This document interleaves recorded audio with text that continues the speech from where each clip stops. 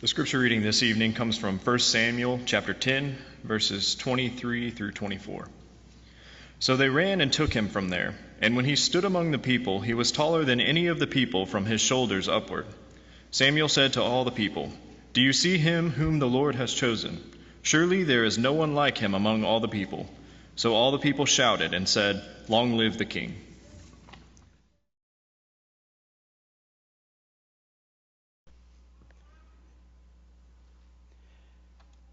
1 Samuel chapter 25, it is one of those times where David has the opportunity to kill King Saul.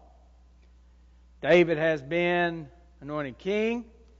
It is clear that he's going to follow Saul. And I think in a lot of people's minds, and even in the mind of the man that was with David on this particular day, Abishai, he felt like David would be very much within his rights to do exactly that. There's even a mindset that someone might have had that David had every right to do it out of self-defense, right? Because at the time that this was happening, Saul was pursuing him, trying to kill him. It's the second time that he's had the opportunity to kill him. This time, he's with his servant Abishai, and he is in Saul's tent with Saul. And Abishai says, "Kill him." And David said no. As always, David said, "Who am I? Who am I to kill the Lord's anointed?" You know, God anointed Saul as king. He made him king. He chose him king. And when he wants him to be removed as king, he'll remove him. David always understood his place in this. But Abishai was pretty determined. He said, "Well, I'll do it." You may not want to do it, David. I'll be glad to do it. David wouldn't let him. But instead they took items from Saul's tent, and they go out away from the camp, and then they show Saul from a distance the items that they have, proving that they had been in his tent. And listen to what Saul says. He says in verse 21, "Behold, I have played the fool, and have committed a serious error." That is the self-proclaimed epitaph of the life of King Saul. I have been a fool. I have done foolish things. I have committed serious errors. You know, there was a time when King Saul had God's blessing. There was a time when King Saul had God's power, His authority. He had the respect of the people. And he lost it all. He gave it all up. He went from having everything to having nothing. What caused the fall? And as we think about what caused Saul's fall, how do I avoid making the same mistakes that he made? Well, let's get a little background on Saul, the man who was once king.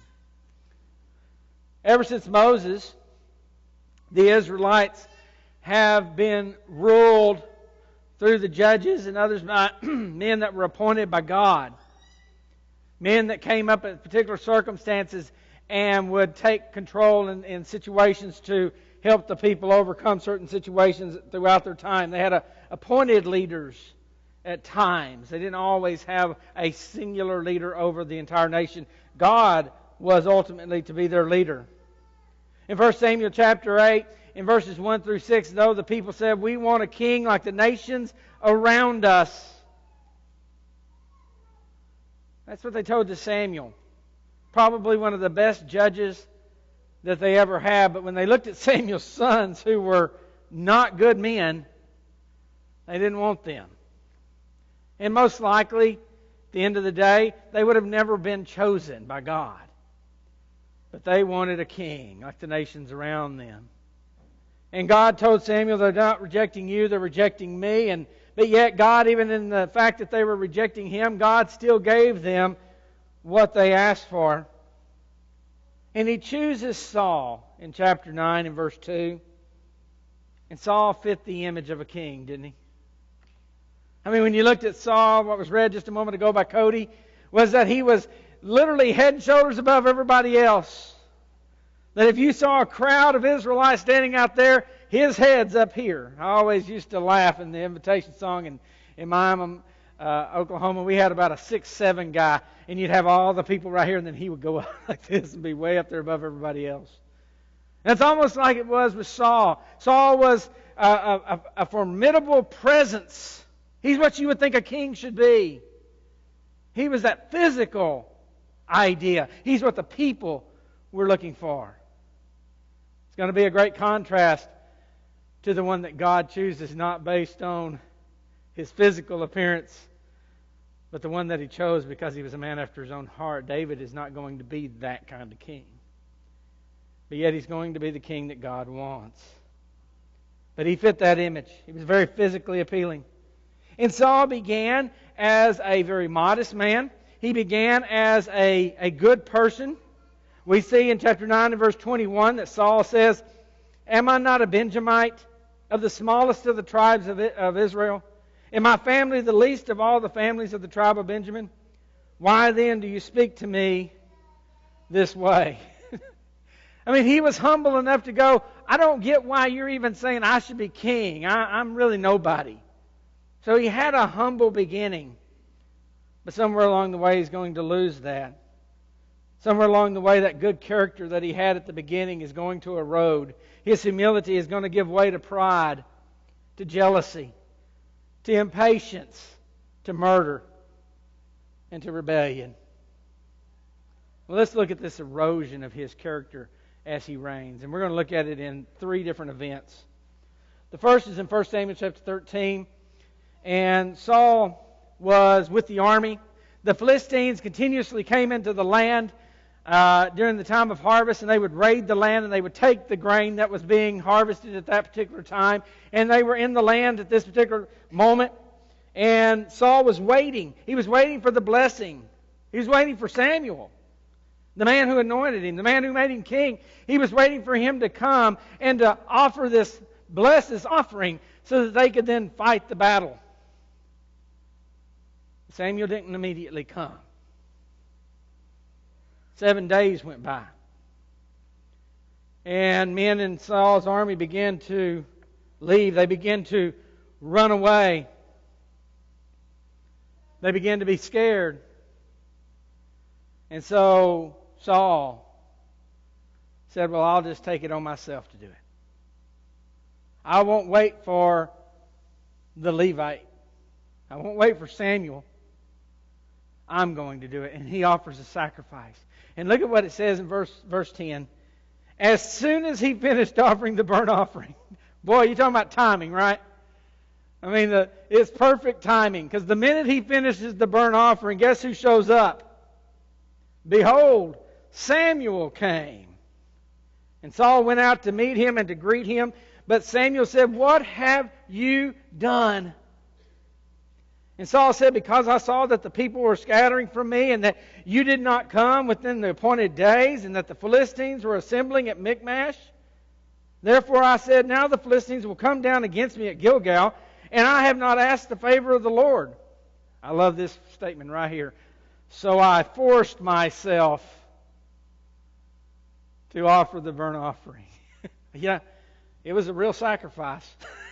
I made myself do it. Didn't want to, but I forced myself to do it, Samuel, because you were late. And I needed to defend the people. Listen to Samuel. Samuel said to Saul, you have acted foolishly. Remember when I told you what the epitaph for Saul was? I have acted foolishly. Here is Samuel saying it. You have acted foolishly, and have not kept the commandment of the Lord your God, which He commanded you. For now the Lord would have established your kingdom over Israel forever. So there's the promise that God would give to David, right? It was through David that Jesus Christ would come. It was through David that the kingdom would be established. He said, God's not going to do that through you. But now your kingdom shall not endure. And the Lord has sought out for Himself a man after His own heart, And the Lord has appointed him as ruler over his people because you have not kept what the Lord commanded you. You know, when we look at what Saul does in this particular situation, he was serious about the situation. He was serious about the army. He was serious about the battle. He was serious about the people. But he wasn't serious about God. And we can do the same thing. We can be serious about work. We can be serious about school. We can be serious about all the things going on in our lives out there and fail to be serious about God. And we can act just as foolishly as Saul. He had his mind on a lot of things, but at the same time, he forgot the one thing. Very much like Jesus' rebuke of Martha. When she said, make her come in here and help me. And Jesus said, but she's doing the most important thing. You know, Martha, you're worried about a lot of things. But you need to be worried about one thing. And that is God. And that's what Saul should have done. The second event in Saul's life is in 1 Samuel chapter 14. It's going to be 13, 14, and 15. He kind of does them all in rapid succession here. And that is what we sometimes call his rash vow. The Philistines, believe it or not, they're back in the land again. He doesn't ever seem to be able to handle the Philistines. They come into the land, and it says that the men of Israel, they're hiding in caves. They have run and they have hid. And the Philistines are camped on this hill. And Jonathan, his son, Saul's son, he goes out and he says, I've had enough of this. And he's going to go out there and he's going to confront the Philistines. He brings his armor bearer with him. And he says, if we call up to them and they say, come on up, the Lord is going to give them into our hands. This two guys, y'all. This ain't Jonathan leading an army. This is the two of them. Walk up to the camp of the Philistines and say, can we come up? And he says, if they say we can come up, that means the Lord's going to give them to us. And they said, come up. And they went up. And his armor bearer, I guess he kind of gets lost in the story, but you know, he said, if you look right, I'm there. If you look left, I'm there. I'm not going to be leaving you. I'm going to be right with you. Men of great faith. And they go up there and they put the Philistine army to flight. Well, Saul hears about this and he wants to now rush into the battle, right? He wants to be a part of the rout. He wants to be seen as the one that's a part of this. He wants to be able to say he was there. And so he pushes his men just as hard as he can, and he makes a vow and says, you cannot eat until we catch up with the Philistines. That's what he tells his army. So his army is bound by this vow that Saul has made, that they cannot eat until they catch up. And they come into this area of woods, and it says that there was honey everywhere. I don't know. To me, that just says there was bees everywhere. I don't know about y'all. It says there was honey everywhere, and that Jonathan, who didn't even know that the vow had been made, takes his staff and dips it into some honey and eats it. And he goes, hey guys, get some of this honey. And they go, oh no. Your father made a vow. And I love Jonathan's response. He goes, look how it's brightened up my eyes. You know, the point he's putting there, they were hungry, they were tired. He said, boy, I've eaten a little bit of this sugar. I'm on a little bit of a sugar high. I'm feeling good. You need to get some of this if we're going to keep pursuing these guys, right? And what comes about as a result of this rash vow really kind of seems to have been made out of vanity is that it comes down to the fact that Jonathan broke this vow and Saul was going to kill him because of it. And if it had not been for the soldiers rescuing him, Saul would have killed him. But they made it clear who had won the battle. They made it clear that you could not kill Jonathan because he was God's instrument that day.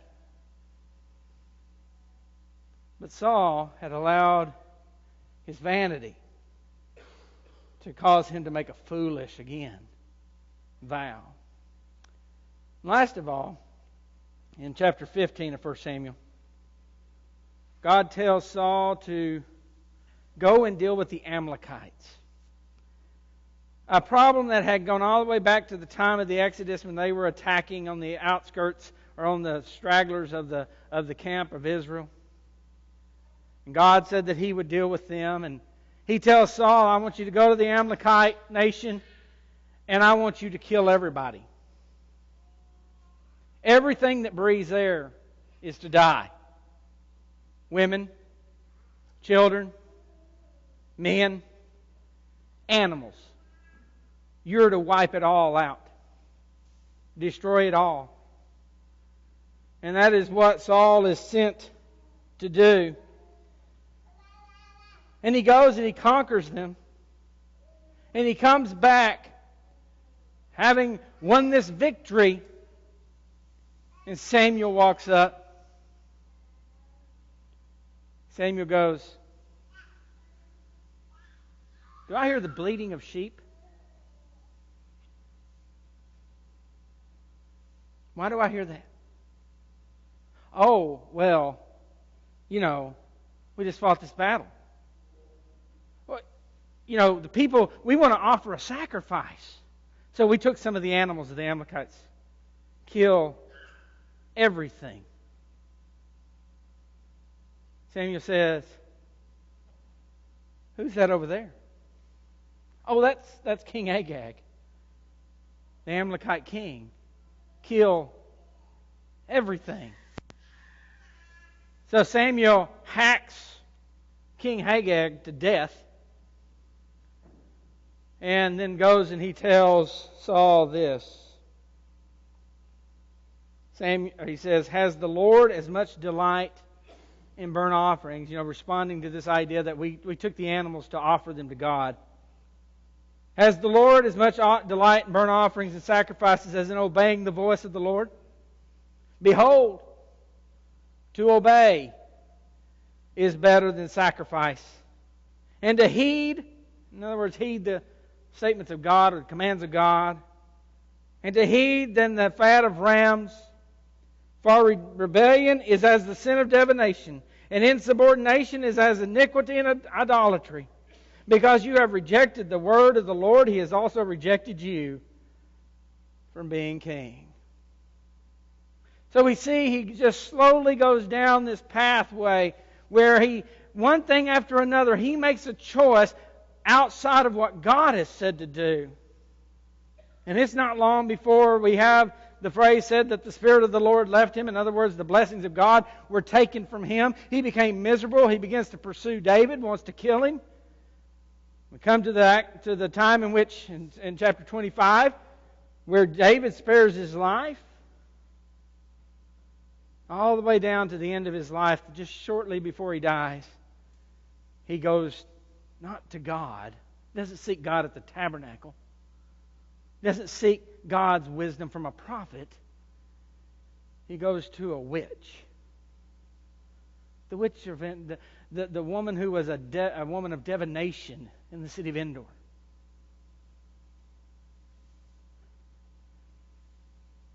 The one person in that room that day that knew she was a fake was, her. And the most surprised person in the room when Samuel showed up was her. She said, I see someone, and then she screams because of who shows up. And he's told that he's going to die along with his sons. A few days later he would. He would die on Mount Gilboa along with all of his sons. Unfortunately, also along with Jonathan. He went so far, he fell so far from the man that God had chosen. What are some lessons that we can learn from these things? First, as we mentioned this morning about living faithfully, starting strong does not guarantee that you will finish strong. Paul had a very clear understanding about this reality. When he said to the Corinthians in 1 Corinthians chapter 9 and verse 20, but I discipline my body and make it my slave so that after I have preached to others, I myself will not be disqualified. Paul says, I bring my body under subjection. I do whatever it takes to control what I'm doing. Because I don't want to preach to all these people, bring all of these people to Christ, and then I myself be lost. He said, I get the possibility of that happening. I get the possibility of starting strong and failing. Saul started strong, but he didn't control his life. He didn't control what he was doing. He didn't control his emotions. He didn't control his vanity. He didn't control his jealousy. He let those things run rampant in his life, and they brought him to his ruin. And it can be the same for us if we're not careful. We must discipline ourselves daily. Bring self-control into our lives. That is one of the most needed attributes for any Christian, is the ability to control self. And we live in an age where no one takes the blame for their decisions. No one thinks it's their fault. And yet, everything I do is a choice I make. And it doesn't matter what my parents did. It doesn't matter what this person does or that person does.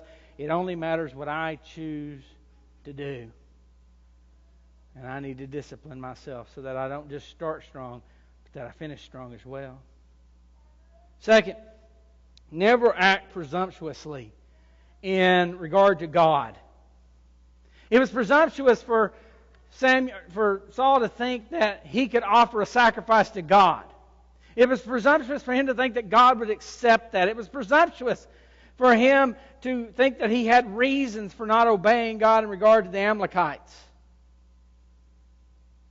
And that presumption only led to disobedience. You know, he may have thought he had a good reason, right? And while the reasons he gave for the Amalekites were really bad, you might almost say, well, he kind of had a reason on the sacrifice thing. I mean, the Philistines were coming. The army was falling apart. There was a lot of pressure on him, but it still doesn't matter. He disobeyed God. And the circumstances had no bearing on that whatsoever. We also need to not be arrogant and think that our thoughts or our opinions in some way supersede God's commandments. That is, to act foolishly. If I ever think that I know better than God, I'm a fool. And I need to change my ways. What God says is the absolute end of it.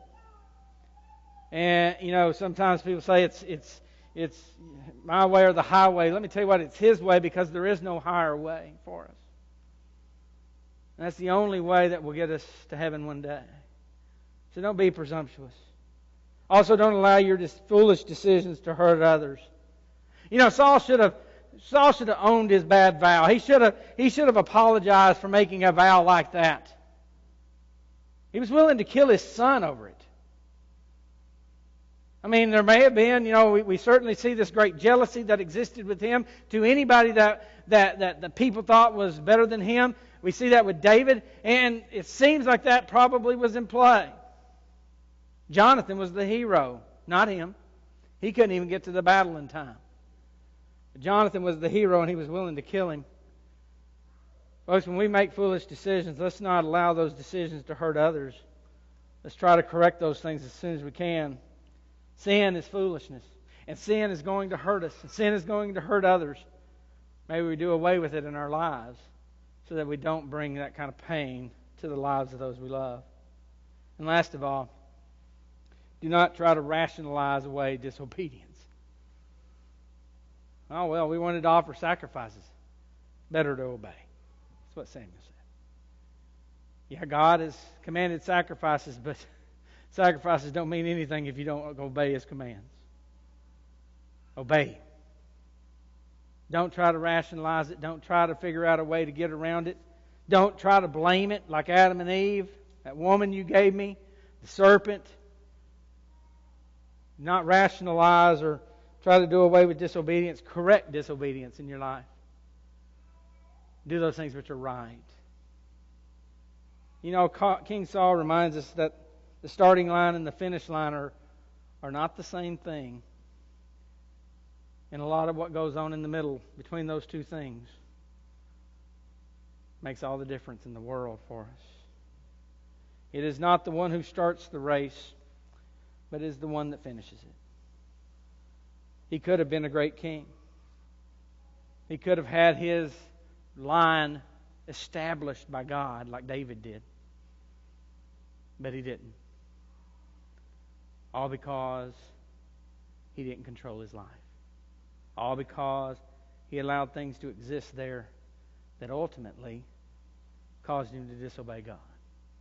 May we work very hard in our lives to remove those things.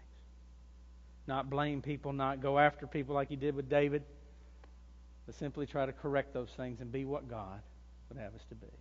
This evening, if you have a need that you need to address spiritually, Saul had many opportunities as Samuel came and talked to him. He had many opportunities to say, you know what, I did wrong, I need to fix that. And then turn his life around. He had opportunity after opportunity after opportunity to do it, and he just would not. Don't be like King Saul. You have an opportunity today to change your life. Do it. If we can help you with that, why don't you let us as we stand as we sing.